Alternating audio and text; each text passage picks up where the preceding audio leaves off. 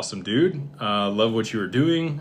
When yield comes out, will XRP still be held at Anchorage, or will there be a line of credit against it? Just reflect it in there. So ideally it's held at Anchorage. That's the way that we would like to structure it, so that it stays right there in your account.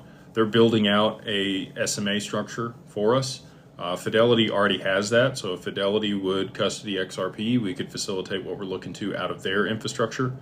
The product that we brought to market with Bitcoin is exactly that. Your Bitcoin sits in the infrastructure there at Fidelity, gets aggregated and reflected without ever moving with 2 Prime, and then 2 Prime uses that liquidity to then be able to generate additional returns on the Bitcoin.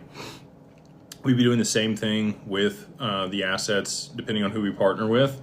The assets should be able to sit there at Anchorage and then just get reflected off exchange, so that there's no counterparty risk. If somebody else were to go bankrupt, you're not a creditor in that situation. That's our main deal. And then obviously, we want to mitigate volatility risk, because if, God forbid, something happens and XRP goes down substantially, there could be capital called away. We've done really well with that up to this point. On 1010, we had no assets called away. So it was 9 times larger a liquidation than we saw for FTX back in the day.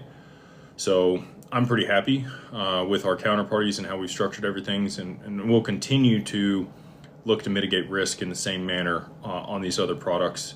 And again, trying to strike a balance here. It's not easy. There's lots of products we could just roll people into, but they just don't meet the risk parameters and the suitability requirements that we have as an SEC registered RIA.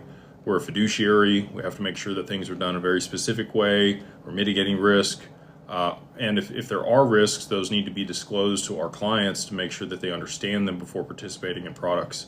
So we will escalate up the risk curve. There will be things that we offer in DeFi and other stuff that is riskier as we integrate that with institutional custody and some of the other partners that we have. But all of those risks will be disclosed to the clients that we have that are working with us to make sure that they understand those and that they're appropriate. They're taking the appropriate risk based on their suitability standards and their risk profile. So to answer your question in short order, yes, they will sit there at Anchorage, because that's the way